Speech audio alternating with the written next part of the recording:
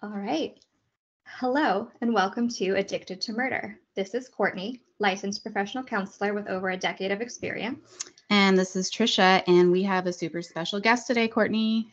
We do. So we're not going to do our normal show, but we have, like Trisha said, a special guest. She's a radio host, a TV personality, a litigator, and a trial lawyer who has just released a book entitled Killing Time with John Wayne Gacy, Defending America's Most Evil Serial Killer on Death Row. So yes, you heard me right. We are so excited to have on Addicted to Murder, Karen Conti. Hello. Well, thank you for having me. So your accomplishments don't end there. I see that you've worked on a U.S. Supreme Court appeal case, as well as working with indigent clients. I always screw that word up, and with nonprofits. And you're also an adjunct professor at the University of Illinois and DePaul University. Yes, that's a lot. All those things. Wow. So yeah, you've got a lot on your plate. So really appreciate you making time to talk with us today about a fascinating topic. Yes. And it never ceases to be fascinating too. It's the story that will never go away, right?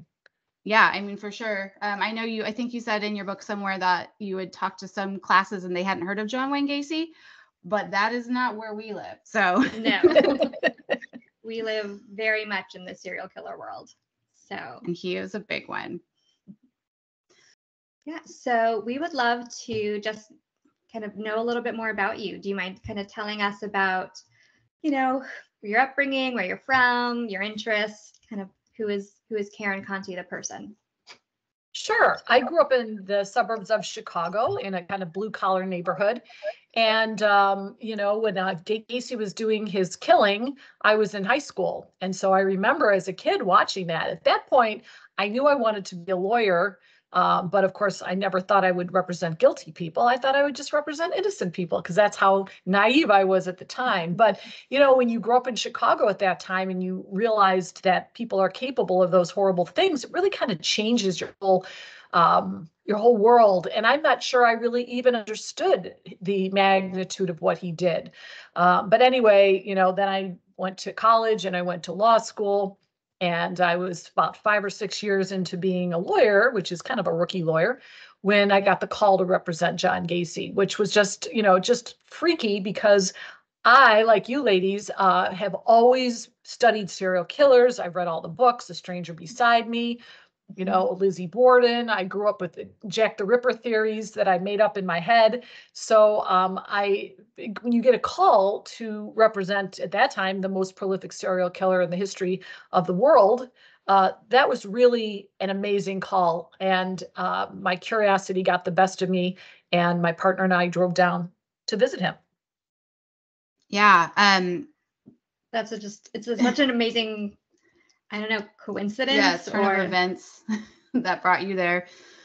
Well, you also talk in your book about how you're an advocate for helping those who experience like sexual harassment in the workplace. Do you want to elaborate on that at all? As women, like we experience that, and it's great to hear about what's being done. Sure. I talk in my book a little bit about what I went through. And, I've been practicing for 37 years. And if you go back 37 years in the practice of law, it was not the way it is now. This was way before Me Too. This was way before political correctness. And I had a few things happen to me that should never have happened to any woman, ever. And so I always vowed to take on causes that have to do with standing up for women. I hire a lot of women. I mentor a lot of women. And I think it's really important that we stand up for each other. And so I handled a case that kind of changed the law in Illinois, and it was about violence in the workplace, sexual violence. And the courts and the law said that you couldn't bring a claim in the regular court and the EEOC in Illinois, which is it's a state EEOC. And we changed the law. We argued before the Illinois Supreme Court and got a reversal and said that, yes, you can have both cases. If a man can be battered in the workplace and a man can file a sexual harassment suit, why can't a woman do that? And so that set precedent in our state. I'm very proud of that. And I'm very proud that I've taken some of the bad things that have happened to me and kind of turned them into good things in my career. Yeah, I mean, that can be very healing, you know. Yeah. It feels like you just, empowered yourself because you're not that victim again. You're not that person who was, thrown into a corner and bullied, if you will, sexually. And now I'm the one who's making women strong. So yeah, it's very empowering. That's great. Yeah, that's really amazing. And so kind of you talked a little bit about having causes that you like to throw yourself behind. Does that tie in at all with like the cases that you choose to get involved in? Yeah, I mean, when you're a lawyer, you realize, or you should realize, that you have a gift, and you have it's just a privilege to be able to help people, because the law is complicated, the law is expensive, the law is difficult to navigate for the average person.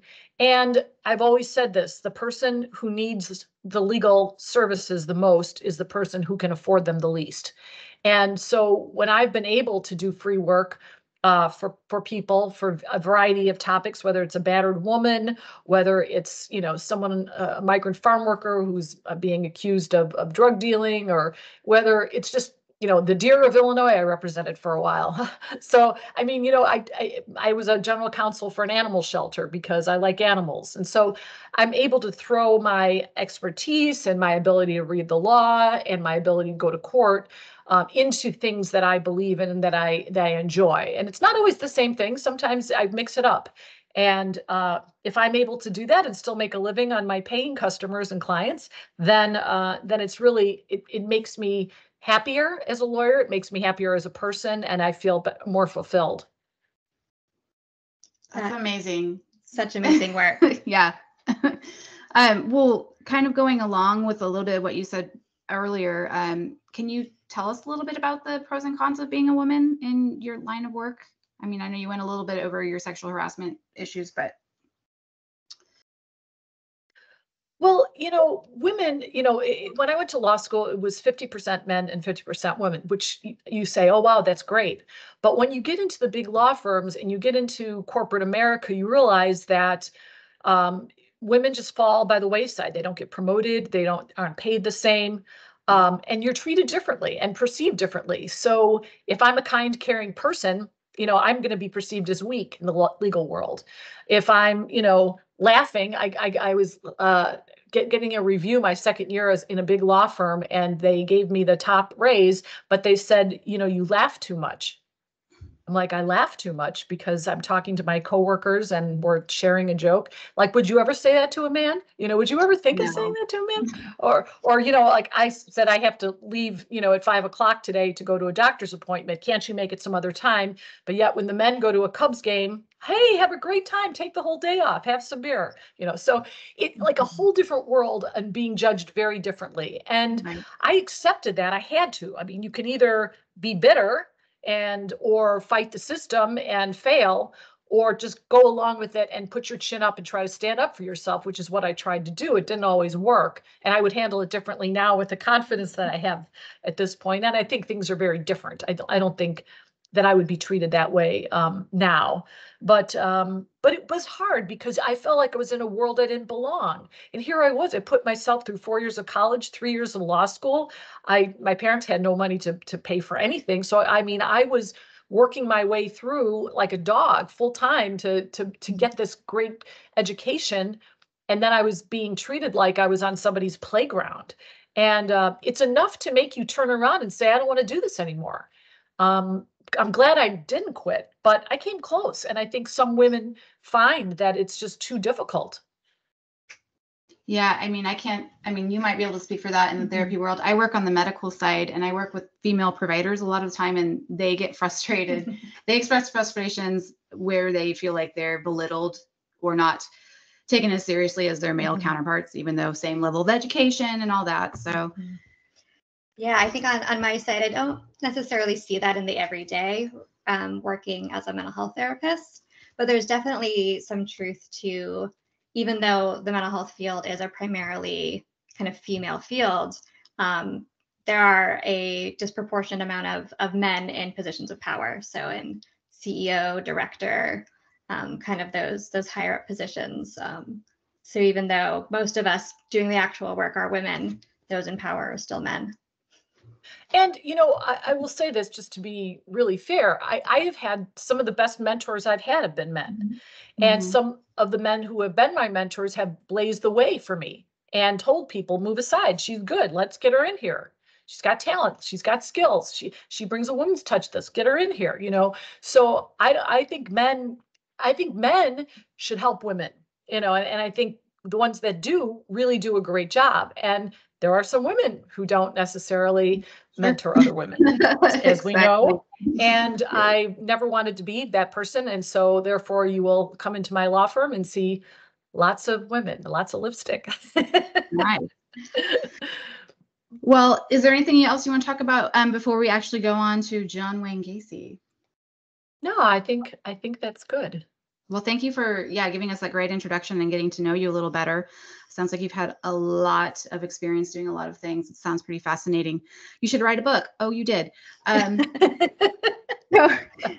going on to John Wayne Gacy. In the book, you call him JW. Did you really call him JW, or was that more of a? Yeah. Okay. Yeah, I called him JW. A lot of people did. The guards called him that too. Oh, okay. Well, if someone were to ask you to describe John Wayne Gacy in one word based on when you first met him, what word would that be? If you can, or sentence. You can do a sentence. I'll say one word: normal. Okay. Okay. I'll give you some adjectives: charming, glib, engaging, know-it-all, bragger. Got it. Painting a picture. That sums it up. And again, like most antisocial personalities, they know how to imitate emotion even if they don't really feel it. So Gacy was a master at being engaging with people and showing the appropriate emotions and saying the right things. So once in a while he'd miss and you'd see a glimpse of a person who didn't have a conscience. But for the most part, he was very socially appropriate.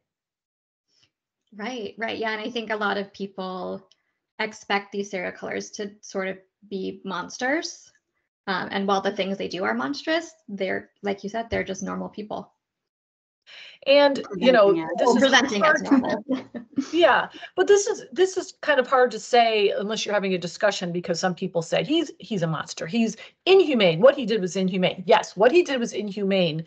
But the rest of his life, other than him doing those horrible things, was very normal. I mean, he went to church, he had a successful business, he was married a couple of times, raised good kids, mowed the lawns for his neighbors, he volunteered, he was politically connected, he threw great parties where everyone attended, he was generous. I mean, I could name all of those things. And yet, at night, when he had a killing night, he would go out and do some of the most horrible things that are not even imaginable. So this was like such a compartmentalized person who could put all these good things into his day and then just do these horrible things at night. It's almost like you're dealing with two separate people. Mm-hmm. Absolutely. Yeah. And I think what you're saying about remembering that, like, outside of these things that he did all of these normal things. Part of what we do on our podcast is we look at who were these killers starting from when they were born, what shaped them, what was their childhood like, what were they like as people, because they are just humans, and they might be capable of things that other humans are not, in terms of monstrosities. But I think part of what we wanted to do starting out with this podcast is to take some of that mystifying superpower fear out of these killers by reminding everyone that, like, once they were just like, they were also 5 years old and went to kindergarten and, did all those things too.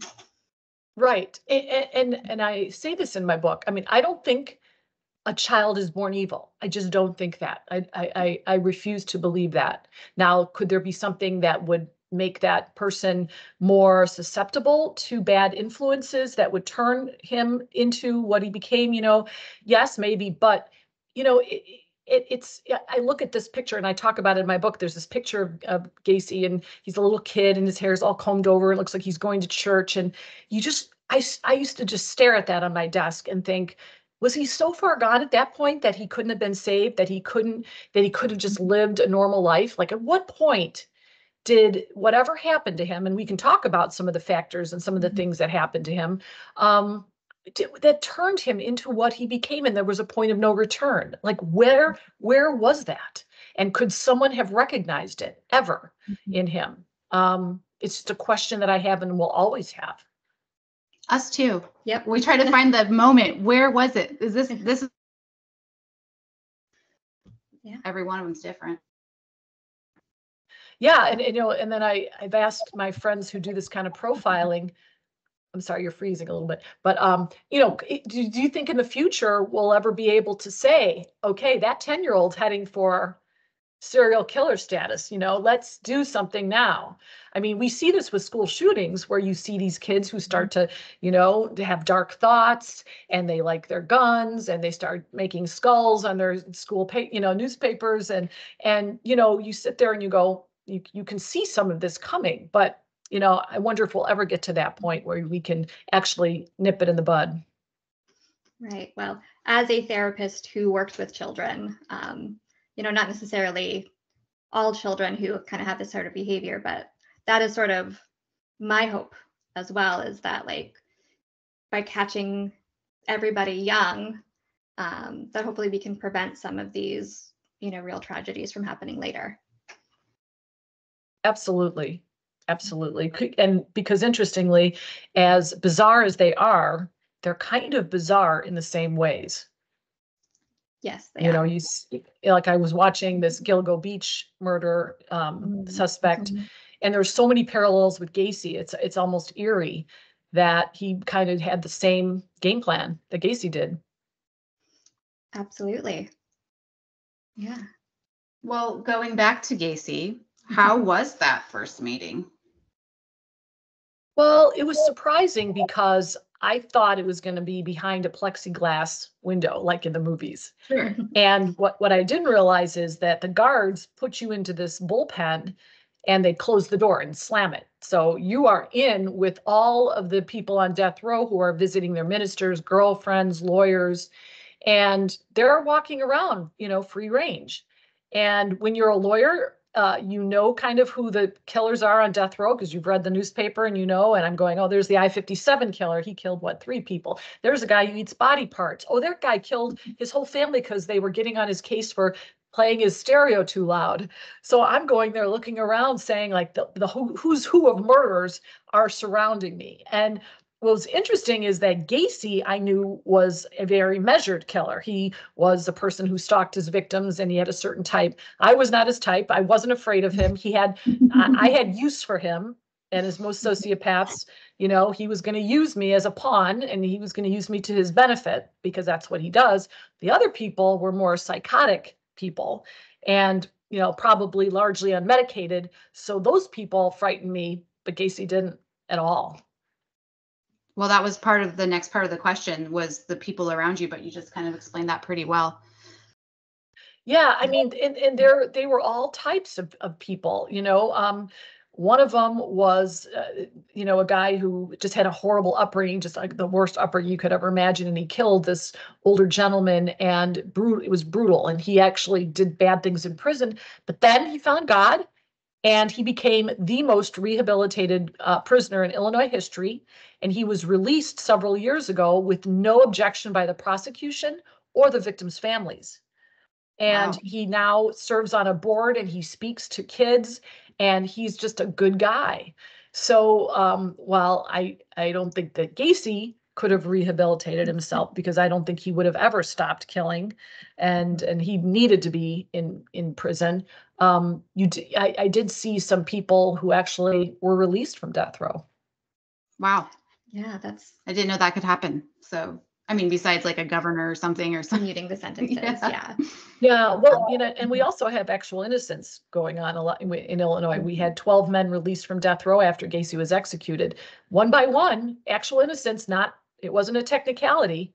Someone else did the crime, and they walked off. And at the same time, 12 were executed And that's what led to the abolition of the death penalty in Illinois, because the conservative Republican governor, who was always in favor of the death penalty, said, I'm not doing this anymore. We're getting it wrong. And I have a lot of respect for him for standing up, because it was a very unpopular thing to do. Yeah. Right. Yeah. And so in your book, you talk about how you started initially representing John Wayne Gacy for his civil suit. But then along the way, you kind of pushed both your legal partner and husband at the time, right? And his legal team that was handling his death row appeals to be involved in that because you were very outspoken against the death penalty. Could you share some more thoughts about that? Sure. So the call that I got to represent Gacy was not to represent him in the death row thing. And as you said, he was being sued by the prison. We have a law in Illinois that says that if you're able to pay for your incarceration, then the state can sue you and collect that money. So the state really hated Gacy. He was making some money in prison with his ugly artwork, and they wanted to put an end to it. And you can't stop someone from painting or doing that. It's a First Amendment issue. So they sued him. And so Gacy wanted my law partner and me to represent him. We had argued before the Supreme Court on a case that had First Amendment issues, and so he thought we would be good for it. So we had no intention of, well, why are we fighting about money when you're going to be executed? Like, that's like the dumbest thing in the world. But that's how Gacy was. He was kind of in denial about the important things that were going on and focused on things that didn't matter. But that was the draw for us to go down there, because I said, I'm not representing him for free in a civil matter, but I am going to go look evil in the eye. I'm not going to pass up that chance to see what that's like. But when we got down there, I realized, it wasn't just Gacy who was going to be executed. It was all these other people on death row who were next, some of whom, had horrible, incompetent counsels, most of them Black and brown people. And as it turns out, many of them were actually innocent. So I kind of thought, this is not just about John. This is a cause that I want to represent him in. And so we convinced Gacy that we should be on the death penalty team. So it was me and my law partner and two other really experienced death penalty lawyers who were the final team for him to fight the execution. And also in your book, you bring up an interesting point when describing the lethal injection process. Because it's like a medical, because that was the type, or that's how they executed in Illinois, correct, was by lethal injection. Mm-hmm. Because, and it makes sense, and I've run into this in some of my classes, that because it's a medical procedure, a medically licensed physician, and they have a Hippocratic oath not to do harm. So it's, kind of counterintuitive. But anyways, I thought that was an interesting point and how to get around that. And, Yeah, we brought him a petition on that, and we asked the judge to halt it, because you can't have a medical procedure as serious as executing someone without a doctor there. As you said, doctors can't be there, so therefore we can't have an execution. Well, that sounds like a really good academic argument, but no judge was going to say, oh, that's a good one, because it was Gacy. You know what I mean? It had to been some female on death row or some pathetic, actually innocent, perhaps, a person. No judge was going to listen to our arguments, even though, they might have had a little bit of merit. It was a hard case to argue because of who he was and what he did. Yeah, it was worth a try. I mean, it makes sense to me. And I mean, same. Well, and then wasn't there kind of a botch in his execution too? Like, we predicted it. We actually had a doctor from Northwestern Hospital who said this is going to be botched because the lines clog. You have people who aren't medical experts giving people injections, and these are guards. These are people who don't know anything about how to insert an IV, and they predicted that it was going to clog and it was going to suffocate him to death, and it did. It took, I think, over 30 minutes to kill him. And again, a lot of people say I don't care, but we're going to execute people. That's not the way to do it. You don't torture someone to death. It's just not the right thing that a civilized society should do. But nobody seemed to care a whole lot. Sure. Yeah. Well, I'm on your side on that one. But also, it sounds like at first John Wayne was pretty resistant to your offer to be part of his death row team. I wonder, you mentioned obviously seeing his sort of antisocial personality side, but there's also that like narcissistic side to him. Did you find a way to maybe like appeal to that side of him in order to get him to agree to let you work on that case? Yeah, he was also very oppositional. Less so with me, I think, because I was a female.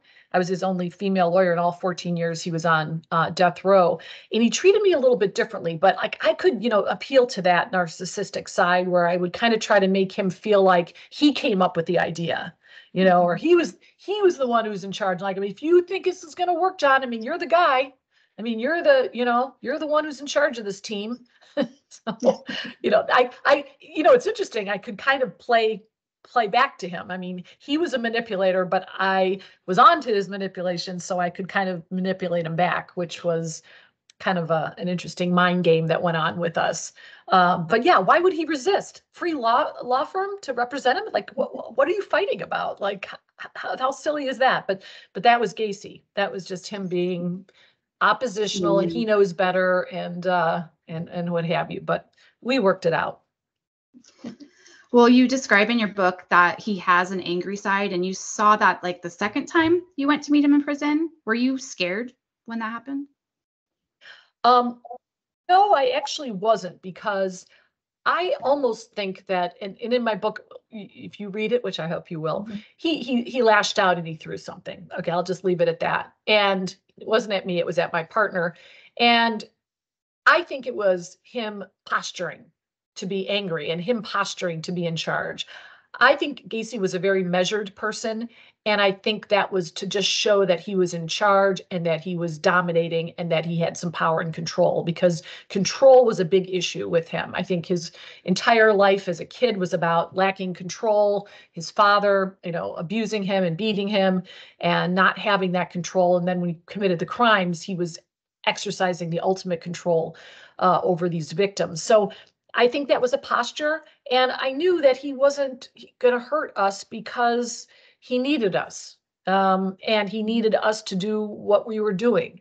So it was immature and it was upsetting to see that, but I knew that it was his chess move, I guess. That makes sense. And I know you also talked about, you had some conversations with him about his victims, and kind of the stories he would tell you. How truthful do you feel like he was being with you when you asked about those victims?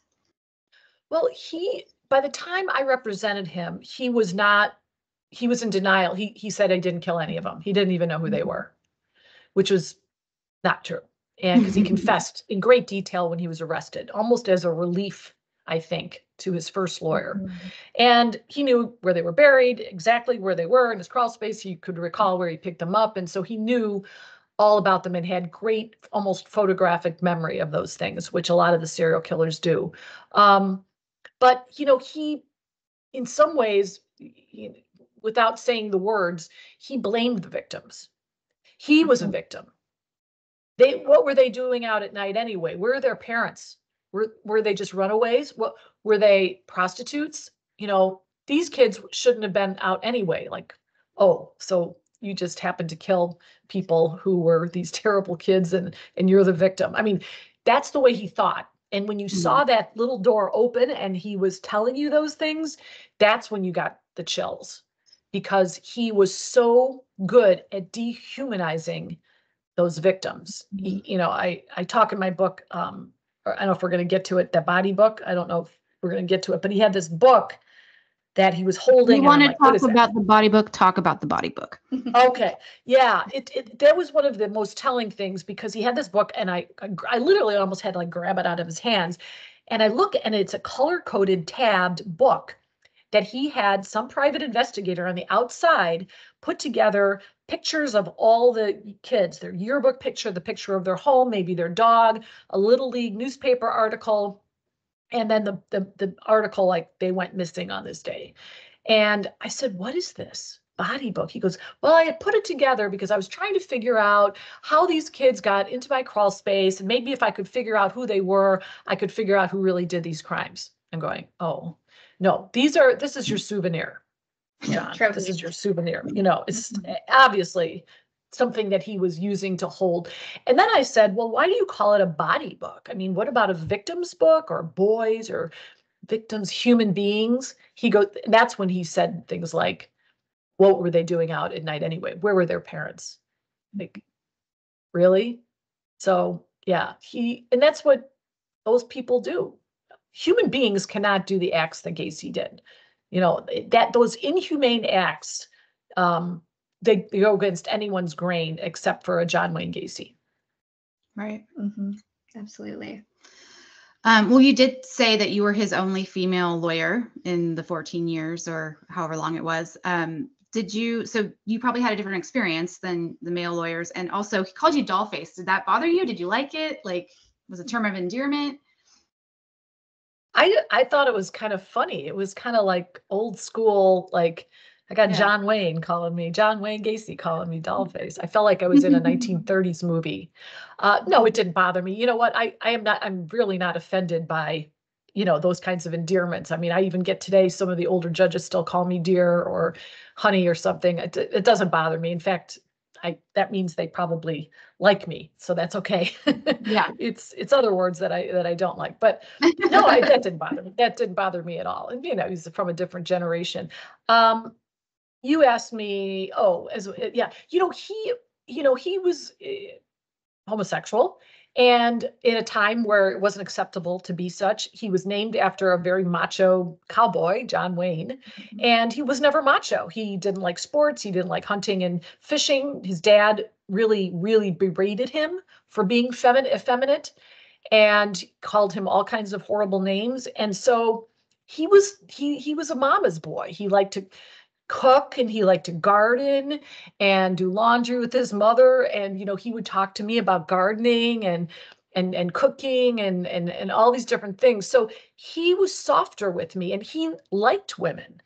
That was kind of surprising to me because he would butt up against the men in his life, but with me, and I knew he had a really good relationship with his sister, who I became friends with, and he was so nice to her and always was nice to her and generous and kind and loving. And, you know, so I think I was treated very differently by Gacy than the men. Interesting. Yeah. And you also, I think, talk about being treated a little bit differently even by the media and by the public. I know, you know, representing this hated serial killer and being sort of the voice of the team a lot of the time. I know you mentioned in your book that you went through some pretty scary situations because of that. Could you tell us a little bit about what that experience was like and how you made it through? Yeah, well, you sort of realize that, you know, when you take on a case like this, it's going to be some backlash, right? Because people hate the Gacys of the world, rightfully so, and that I'm going to be smeared with the Gacy stain. There's no question. But I was hoping that we could present ourselves with dignity and, you know, and just say that we're doing our job. It's part of the system, you know, and blah, blah, blah. And that really didn't happen. I mean, I was more, like you said, the spokesperson for the team. I was going out and talking about the death penalty. I was the one trying to get the message across that killing people is wrong, even for Gacy. And I got a lot of blowback. I mean, death threats. We had a bomb threat. We had to clear out part of our building. A lot of it was sexualized. People would send weird stuff I can't even really talk about. To this day, I get weird stuff. And, you know, and you ladies, you know, being in the profession, you know, I talked to some psychologists, like, what is going on here? Why am I being targeted? And I was told that when you are a woman doing a man's job as lawyer, that there are people out there who don't like that. They don't think you belong there. They don't like the fact that you're mouthy. They don't like the fact that you're standing up to others. And so they feel the need to denigrate you and they feel the need to sexualize you. And that's the way to really make women feel little, is to, you know, give them the sexual words or to threaten them sexually. And I think that happened to me. I think that's a lot of what was going on. And that was scary because you have to watch your back. You have a lot of people, I think, in this world who are hurt. Maybe they were sexually abused. And when this Gacy story comes and rears its head, which it did for years, every time there was an appeal, I think that brings out the hurt in people. And I think they lash out and they're angry. And then we get the brunt as the lawyers, which I understand, but I also understand that I have to watch my back. Well, and that kind of segues into our next question. So you have some clients that you absolutely do not approve of what they did, but you are their advocate, right? So do you want to discuss like kind of how you get yourself through that, like representing someone like Gacy and knowing what he did, but still like being determined to be the best lawyer you can for him? That's a good question, because I do get asked, wasn't it hard to represent somebody that guilty? Well, I represent a lot of people who are guilty. I represent people who are really bad. I represent people who beat their wives. I represent people who steal money from their little league, kids' little league. I represented companies that manufactured asbestos. I don't approve of those things.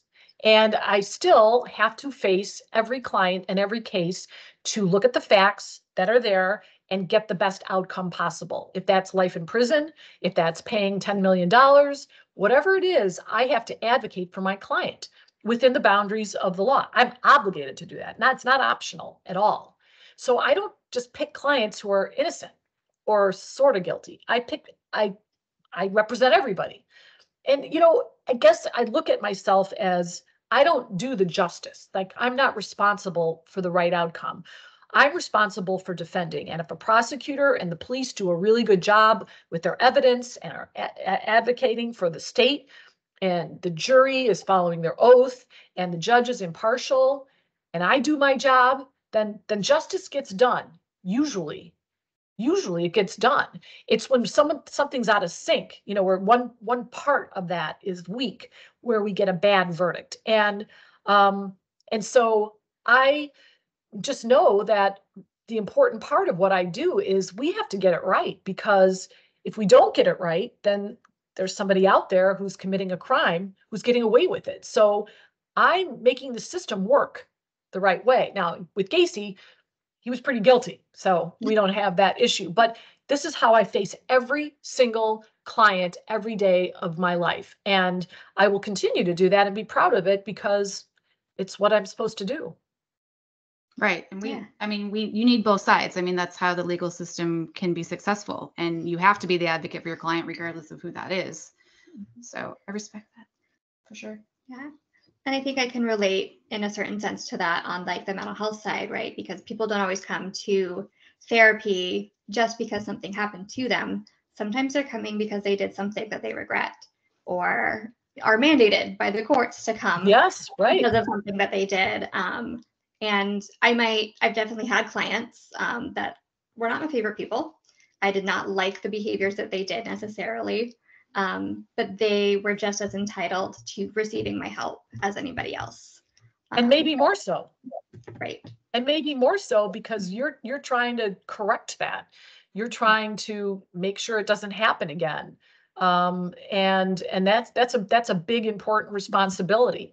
And it's funny that you said, like, you may not like your clients. I mean, Gacy was not the most unlikable client I've ever had. He treated me respectfully. So I had a lot of clients I can't say that about. And, I say in my book too, it's sort of like a doctor. I use the analogy of, a 500-pound guy who's smoking and eating Twinkies comes in with a heart attack, and the doctor doesn't go, "Hey man, you just lived a really bad life. I'm going to judge you. And can you just turn around and leave?" No, that's not the way it works. He saves his life. He's not judging how someone came to the ER. He's just doing his job. And, there's a few differences in that analogy, but for the most part, that's what we do. Absolutely. Yeah. And so kind of you mentioned, and this sort of ties in with that idea of sort of regret or things taking a toll. So you talked about how when Gacy was caught, you thought that, he was maybe a little bit relieved to finally get caught, thus confessing everything to his first lawyer, and that his lifestyle was taking a toll on him. Could you maybe elaborate a little bit on that and how you understood that? Yeah, and here's how I came to this realization. I was talking to Gacy one day, and I was joking with him about him coming to a party that I was planning, and I'm like, the idea of you being alive, out of jail, and invited, and we were laughing about it. And he said, I never want to get out of prison. I said, you don't mean that. You'd get out in a second. He said, no, I don't want to be out. I'm safer here. Well, as I read between the lines with him, which you have to do, I think he was saying that his life in prison was orderly. He was very compulsive. He had his 3 meals a day. He had his correspondence. He read his newspapers. And I think that at the end of his killing career, it was taking a toll on him. He needed more and more to fuel those urges. He was doing it more frequently. He was taking drugs to go to sleep at night. He was taking drugs to stay awake during the day. I think he was relieved for it to be done. And I think he liked and preferred his life in prison. Now, I'm not saying that he felt remorse, that he didn't want to kill more, because if he got out, he would kill again immediately. Yeah. I just think that it was too much for him. It was too much stress on his life and trying to hide who he really was. That makes sense. Do you want to talk a little bit about how you think that there might have been others involved in the murders? I do remember, because we read the Buried Dreams book as well, which I believe you read. Really good. Yeah, it was a really good book. And I do remember, if I'm remembering correctly, in the book, they do talk about how there might have been one of the victims remembers another person in the room besides just Gacy. Is that what you're alluding to, or what are your thoughts? Well, there were 2 young men who were living with Gacy during much of this killing, and they were maybe having sex with him. They were being supplied drugs and alcohol, and they testified that they dug the trenches under his house into which the bodies went. It's inconceivable to me that they did not know what was going on in there, that they were digging trenches for what reason. It's inconceivable to me that Gacy could carry those bodies down into that basement without help. There's just no way. And as you said, there was a victim who escaped who said there was more than one person perpetrating the crime. So you put this all together, and there's one other fact, and that is I looked at his business records that were in the crime locker, and he kept meticulous, compulsive records about him being out of town for weeks at a time during this crime spree. And we looked at when these boys went missing, and even if you fudged a few dates here and there, he was out of town when some of these kids went missing. So I do believe that these 2 young men who lived with him helped commit the crimes, helped maybe procure the young men, and definitely helped dispose of the bodies, and maybe even did some of them alone. Wow. Right. And you also talk about possible additional victims that you think may have been murdered by Gacy or his accomplices. Could you say more about that? Yeah, again, going back to those records that showed that he was out of town in like Wisconsin and Pacific Northwest and Florida, you think about he's right in the middle of these crime sprees. So I'm looking at all these victims are going missing, and then he goes out of town. Tell me that he didn't stop. He didn't stop. He continued to do that. He was in a place where he was anonymous. No one knew who he was. He was in places that were much less populated than the Chicago suburbs where he lived, where you could almost touch the houses next door. He could easily have buried the bodies or thrown them in rivers in those more rural areas. No question to me that if you went and looked at those records, and some really ambitious internet sleuth, went to the records to see if boys and men went missing in those areas, that you might be able to connect some dots up there. That sounds like a podcast waiting to happen. Somebody out there. Exactly. It is so a podcast waiting to happen. Yeah. Okay. And so, sorry, just going through my questions here. You did say that John Wayne Gacy was homosexual. Do you want to talk about how that might have impacted kind of everything that was his life? Yeah. I mean, you ladies are the professionals, but spending as much time with all of the medical records and the shrink reports that were like literally this big, right? And talking to his family, I think he's growing up in a very traditional 1940s, 50s family. Father's abusive. He's alcoholic. Mother's passive, very nice, but passive. The father would take him downstairs and beat him, call him all kinds of derogatory names about his sexual orientation or his femininity. And he was sexually abused a couple of times when he was young, and had a couple of head injuries, which, as we know, and you probably talk about on your podcast, a lot of people on death row have had significant head injuries. Gacy had two, for which he was hospitalized. So I think, and the shrinks think, that being raised in this Catholic religion, knowing that his father hated gay people, knowing that he had those inclinations, he really hated that part of himself, and that perhaps by killing these young men and boys, he was killing himself over and over again. And if there's an explanation for why he did what he did, that probably resonates with me more than anyone. Absolutely. We talk about that a lot in our episodes about John Wayne Gacy as well. And Jeffrey Dahmer. Jeffrey Dahmer too. Yeah, we just covered him. Which leads you to wonder, and I've been asked this before, and I've thought about this, if Gacy were now a current, like now he's, now that there's more accepted, it's more acceptable to be gay. There's stuff online that he could have maybe satisfied his urges. I don't know.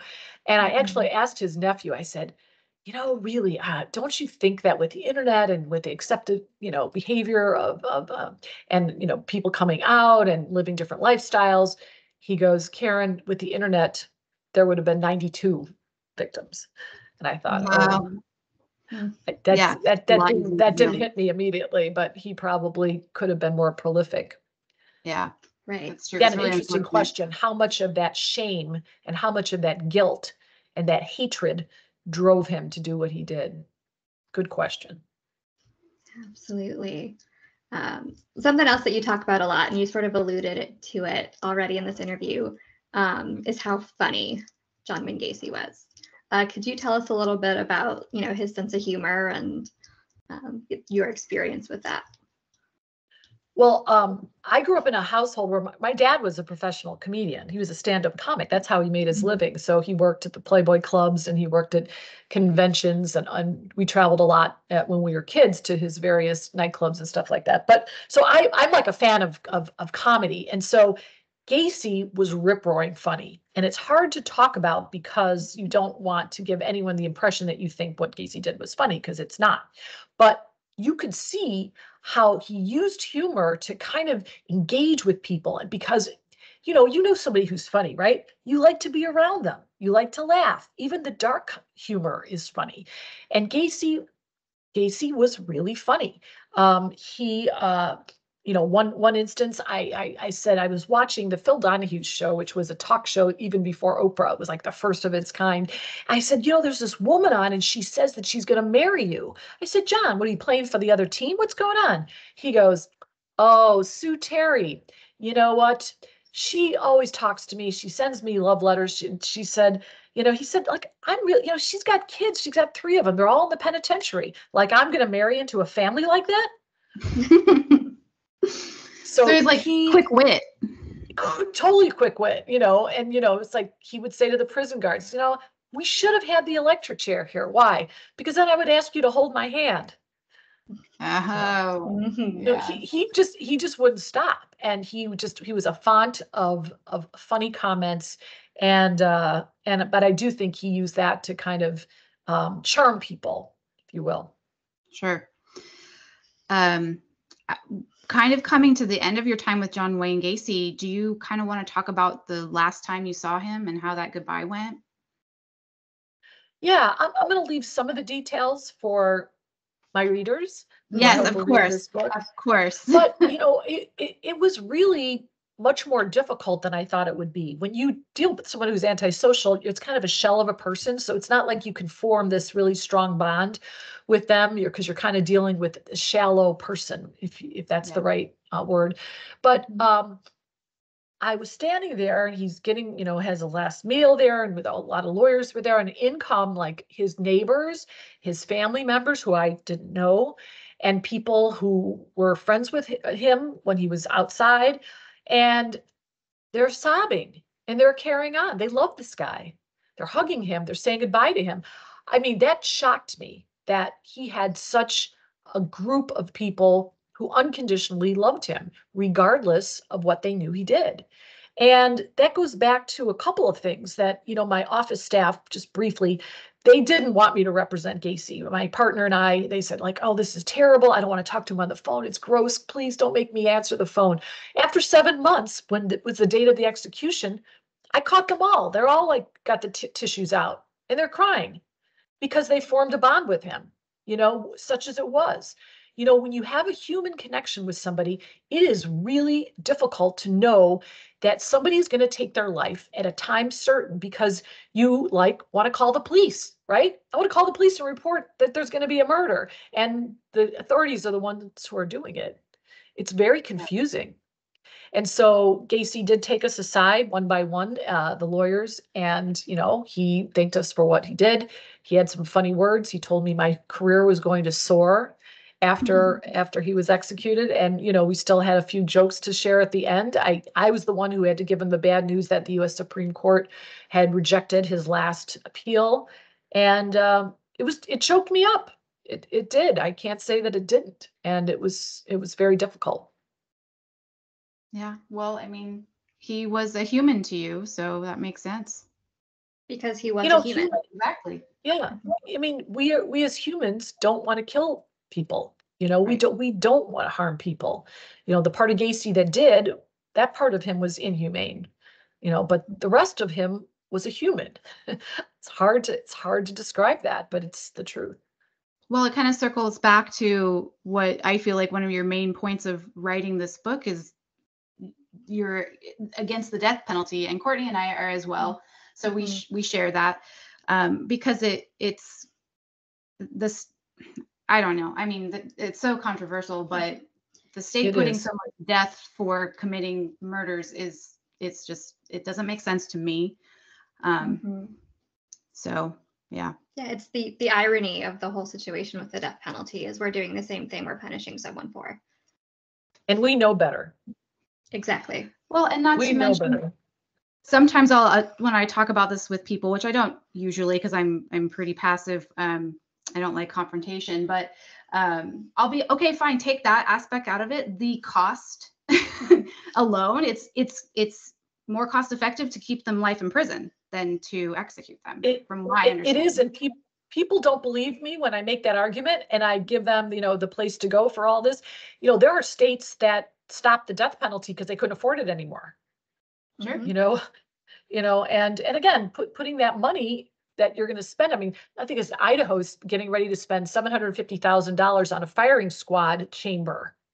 Take that money and put more people in jail. Take that money and get kids off the streets and, get them off drugs or, there's so much more you can do with that money to prevent crime than to do that. But it's so symbolic, and we're so invested in that being the ultimate punishment. And I think, if you just go to Europe and you go to different countries, I mean, they think we're barbaric. They're shocked sometimes when they realize that you still have the death penalty.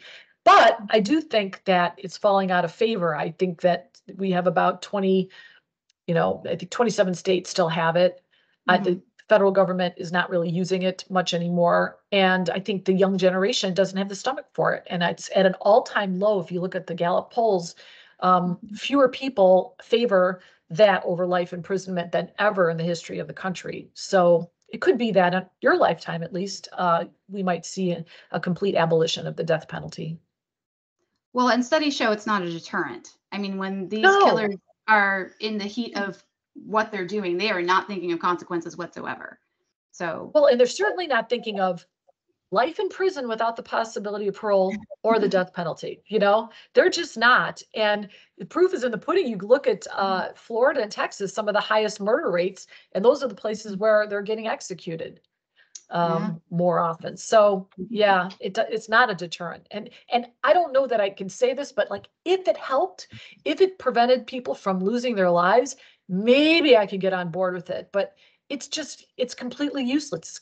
It's completely symbolic. And again, if you're a victim and you think that is going to help you, good for you. And I say that in my book. If Gacy's execution helped any one of those 33 families cope with what happened to their beautiful boys and sons and husbands and good. I hope that helped. I do sincerely hope that. Yeah. Great. Any other points you want to discuss with us about your experiences with John Wayne Gacy or about your book at all? We'd love to hear. Yeah, this is final now, thoughts. Yeah, this is now all about you. Tell us what you want us to know about your book, where you can get your book, all of that, and any other things that you want to talk about. Yeah, I want to say that my book is about Gacy. It's about me going through this. But I think the message that I wanted to send, and when you write a book, I realize this because it's my first book, is that when I die, this is my message to the world, right? And my message, looking back 30 years at this experience, is that, we have pivotal points in our lives where we change, and whatever, something bad happens, you get fired from a job, you lose a loved one, whatever it is that might not be a good thing in your life, or it may be a difficult thing that you picked up, or something that you just didn't expect to happen. And you go through it and it's hard, but on the other side, you're more resilient, you're more confident, you change the way you look at things, and you're a better person and a better professional. And that was Gacy. It wasn't Gacy himself. It was how I had to react to what was going on around me. And my career soared after that. Gacy was right. I mean, I got a professorship in some of the better law schools in the nation. I was a legal analyst. O.J. Simpson happened 30 days after Gacy was executed. So I now became a CNN, MSNBC, Fox News analyst. I got my own radio show. So all of these good things happened to me because I took on a difficult cause, and it changed me. So I want my message to be from this book that take on things that are challenges to you. Be curious in the first place. Stretch yourself. Take on a cause. Take on something that's important to you, and do a really good job. And I think that stretches you into a person that you want to be. So that's my message that I'd like people to take away. My book is available on Amazon. It's, Books A Million, Walmart, all of those places. I actually saw it on eBay for double what the cost is on Amazon. Oh, can you believe that? I don't know. Anyway, but if you like it, give me a really nice review on Amazon. If you don't like it, just tell them you read some Grisham novel. And I love to hear from people, whether it's you hated my book or you don't buy into my capital punishment argument. hello@KarenConti.com. My website is KarenConti.com. I've got a radio show on WGN in Chicago, and you can just hit like Karen Conti Radio, and you'll get all my podcasted episodes. I interview people like you. I interview, people who are victims of crime, lawyers. I talk about, intellectual property. I talk about all topics legal related. So and reach out to me and let me know if the message came through. And Karen spells her last name Conti. Just so everyone out there. Thank you. We'll put her stuff in our show notes and everything like that. Courtney and I both read her book, and it was a really thank you. Yeah, really interesting. It was really interesting. And like sometimes we read books for our podcast all the time, and it's a struggle to get through it. Your book was not a struggle to get through it at all. It was really engaging and easy to read. And and you lay it out for like the common person to understand the legal system and stuff like that. So we recommend it for sure. Yes. Agreed. Thank you, ladies. I really appreciate that. Yeah. Well, I mean, do you have anything else you want to say? This has been so great. You are our first interview. So you normally just go through crimes and talk about the crimes without interviewing people. That's your normal standard. I gotta listen to your serial killers. Yeah. We primarily talk about serial killer childhood and the traumas they go through, and then kind of posit what made them how they were. So yeah. Have you read Serial Killer's Apprentice? I have not. No, but that sounds interesting. That might be something that would resonate with you. And Dr. Catherine Ramsland is a profiler, and Tracy Ullman was the producer for the Peacock series on Gacy. And they got together, and it's about the Candyman in Texas, Dean Corll, who preceded Gacy, and they think Gacy was kind of emulating him. But anyway, he had two young men who he groomed to procure boys, sort of like Gacy. And the one came from a kind of a okay background, but he was basically groomed by Corll, and I'm not spoiling anything. He ended up killing Coral because he was getting ready to kill some of his friends and torture them. And so he was the one who actually killed his mentor. And he's in jail. Yeah, it's a really good story.